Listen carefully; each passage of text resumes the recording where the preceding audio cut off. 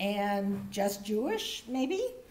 But although among those that say they have no denomination, only 1% of them, of the Jews of no religion, specifically say that they are culturally Jewish, atheist, or agnostic. So 1% of the other, and this is of the Jews of no religion. They didn't ask the Jews of religion that piece of the question. Were Hasidic Jews mentioned? Not specifically. Because they live in the other. Well, except that the Hasidic is an Orthodox. Orthodox. Yeah. Yeah, no, you and I know that. The newspaper always calls them ultra-Orthodox. Yeah, it does. It actually, I mean, all of that is true. It doesn't matter in this case because of the way they constructed the study. Okay, so a little bit of information about intermarriage. The researchers admit that it is, and this is interesting, it's not clear whether being intermarried tends to make U.S. Jews less religious, or becoming less religious leads more Jews to intermarry. I mean, I don't think it's either of those things. I think that a free and open society leads people to feel free and safe to love anybody they want to love. But that's another story. So whatever the causal connection is, the survey finds a strong association between secular Jews and what they call religious intermarriage. So they refer to all intermarriage as religious intermarriage. And those of us who have family connection or professional connection dealing with intermarried couples, and I've been doing weddings and other life cycles for couples from multicultural backgrounds, which is how I refer to it, for many years, you know that the people that are marrying, it's not religious intermarriage all the time. In fact, it's probably only religious intermarriage 15 to 20% of the time, and that still might be high today. Okay. So married Jews of no religion are much more likely than married Jews by religion to have non-Jewish spouses. Jews who have non-Jewish spouses are much less likely than those married to fellow Jews to be raising their children as Jewish alone. And they're much more likely to be raising children as partially Jewish, but not by religion, or not at all Jewish. So that's consistent with what I said at the beginning.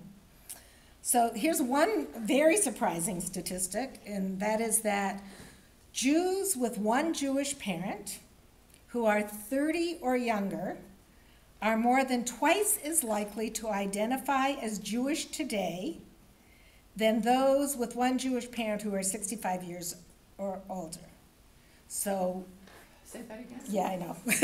So kids who are under 30, who were raised by one Jewish parent, are twice as likely to identify as Jewish than people who are older than 65 who were raised by one Jewish parent. What about the Raised by one or raised by at least one?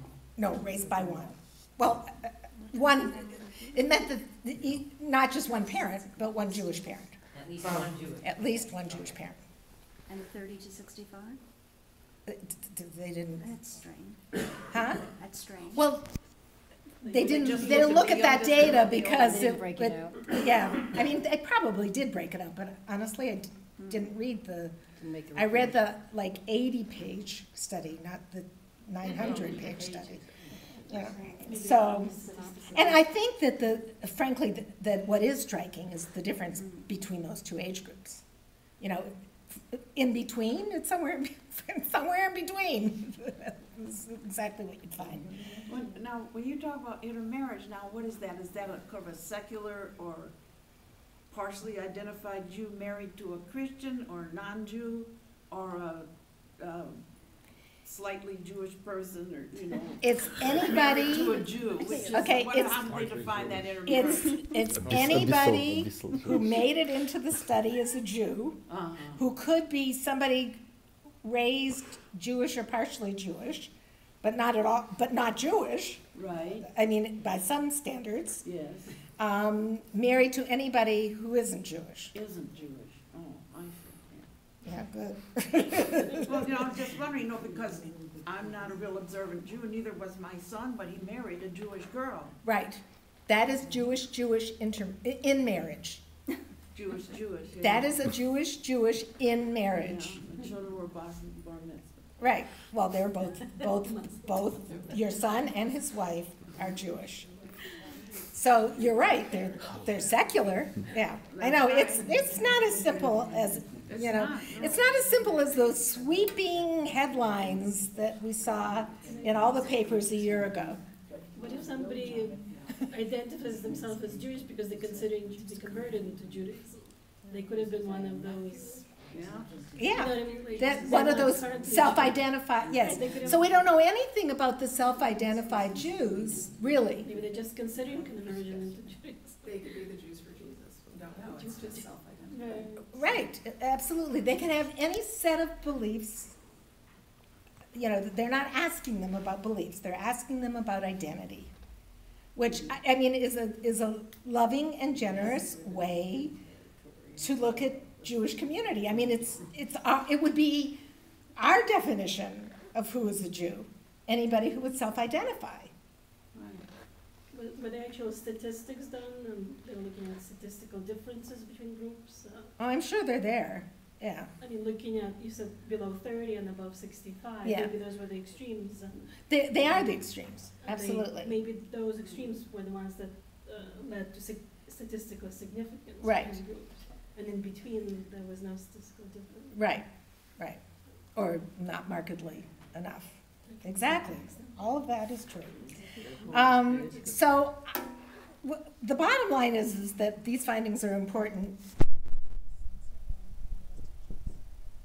So there are certain things that I think we, in secular humanistic Judaism, should consider or be cautious about. There's data and information that I think offers great hope for the future of our movement, and we need to start thinking about providing a plan of action. If we indulge ourselves only in some conjecture and rhetoric, then I don't think we're very good humanists along the way. Or if we just embrace that 60% of all and say, those are our people, and why aren't they joining, and what's wrong with, the leadership in humanistic Judaism that they can't get 60% of Jews who identify. So what I'm trying to make clear is that 60%, we're looking at 1% that might self-identify the way we do, and that doesn't mean they'll join us. So, Yeah, because wasn't it 50% of them also believed in God? Right. Wasn't There it you something go. oh, good. So that explains it really. So here's what we should kind of remember about all this. Among Jews of no religion, 45% believe in God. Or some universal spirit, whatever that is. And 18% are saying they're absolutely convinced of that God or that universal spirit existence. So just because someone says that Judaism is not their religion doesn't mean that they're secular, cultural, or humanistic Jews. So we need to be realistic about that potential market. And don't yell at me when you see 60% and wonder why we're not, like, growing.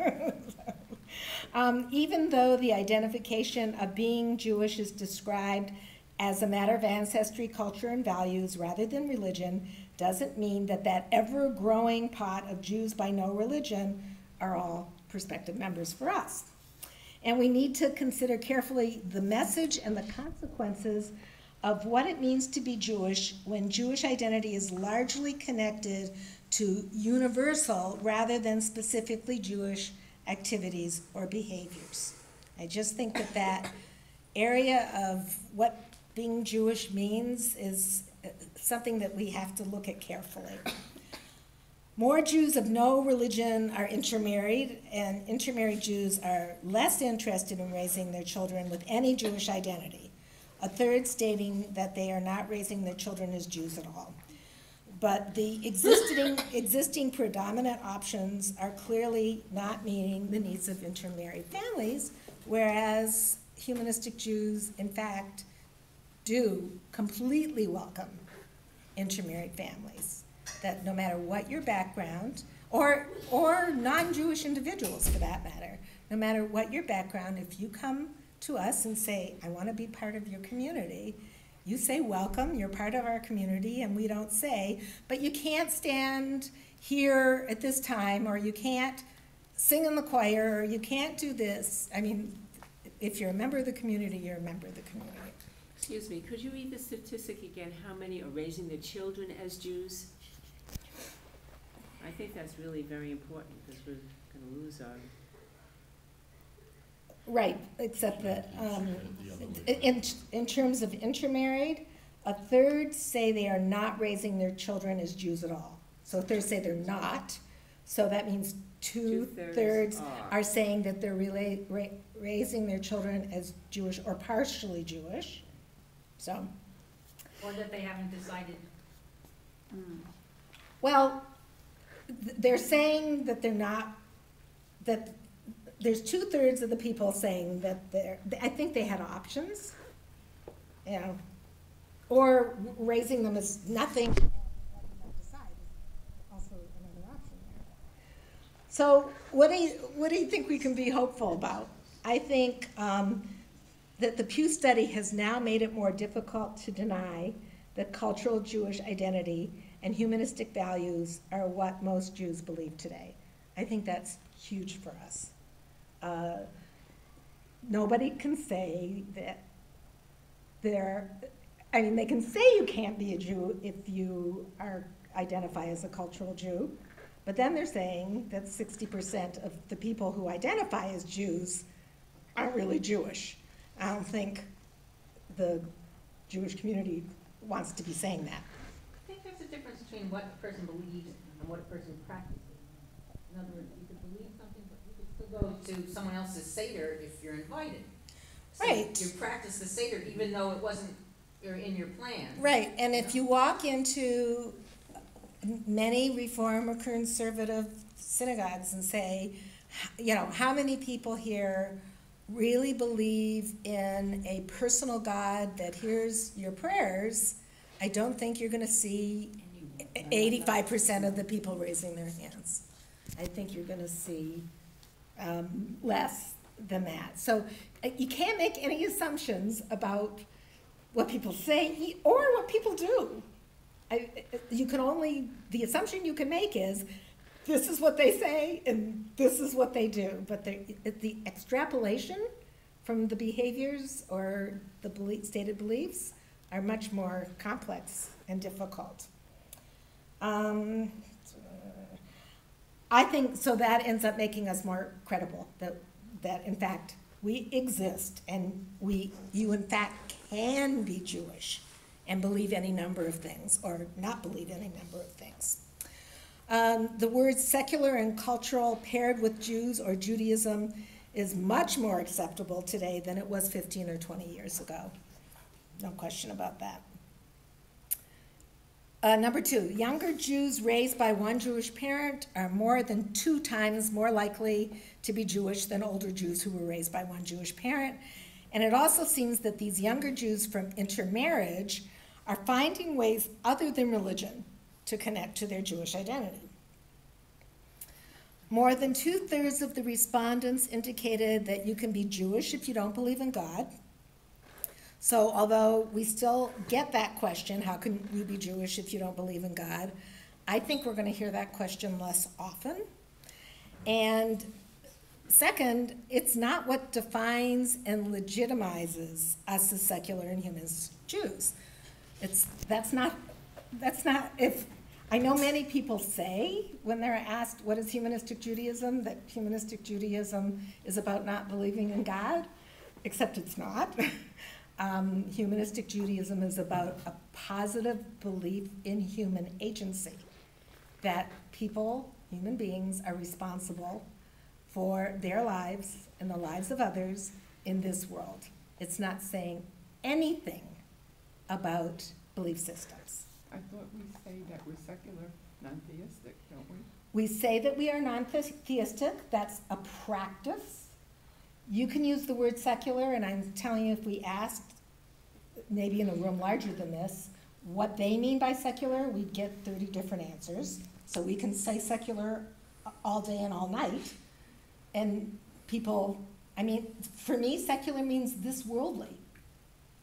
Look, you've got people who say, I'm not Jewish by religion, who are then saying they're positive that God exists. You're saying that Jews by no religion, that X percentage are members of the Reform movement. I mean, it's not a clear, definitive thing. And in humanistic Judaism, I think what we say about belief is you can believe anything you want. What we say about what we do is about human agency and a human authority over our own lives. And what we say about our practice is that it's non-theistic. Okay. Okay, it's in the God one, I believe. Most of the things that people value about being Jewish are values that are not specifically Jewish. So you can lead an ethical and moral life, work for social justice and equality in society, have a good sense of humor, and be intellectually curious and not be Jewish.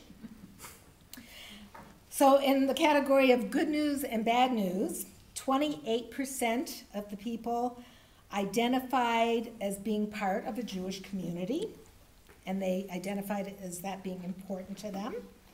And the bad news is that only 28% identify as community being important to them. Because for us, community is one of our strongest selling points, marketing strategies. So what should we do? We should develop stronger and bolder language about how secular humanistic Jews provide an option that is consistent with the beliefs of more and more Jews. And if you're looking for advertising taglines, I think that deriving it from that statement is a very good place to be and start. I wrote a bunch of, when I did this talk 7 months ago, I wrote a bunch of taglines. I don't have them with me, but they're not any better than anybody else's. But I think it's just an interesting way to, 60% of Jews say, and that's humanistic Judaism. What is the status of our membership nationally? Is it the same, less, or more? It's less. It's and- decreasing. Yeah, it's decreasing, and the national membership is primarily based on the aggregate of community membership. Yeah, that's what I'm talking Yeah, I know, but we only have a very, very small percentage of people that join the society without being part of the community. That was the point I'm making. At one point, in the beginning, we didn't have we didn't have that many communities. We also didn't have community membership. We just had individual membership. So SHJ was like 98% individual members and 2% community about. members. How many communities do we have now? 28. So it's gone down. Well, Used to be 30s. what we say and I think it may actually be 27, but I think the most we ever had was 30, maybe 31. But yes, it has gone down. So percentage-wise, how much has it decreased from the last 5 years, the membership? I haven't done that actual statistic, and I'm not a good enough mathematician. I can't just add the numbers together. If I know anything about math, I don't think you can add the 3 years together. But it's we've lost about 9 to 10%, I would say, in the last 3 to 5 years. However, this is an interesting statistic, and nobody asks me this question. what is the percentage of new members that communities get each year? Not taking into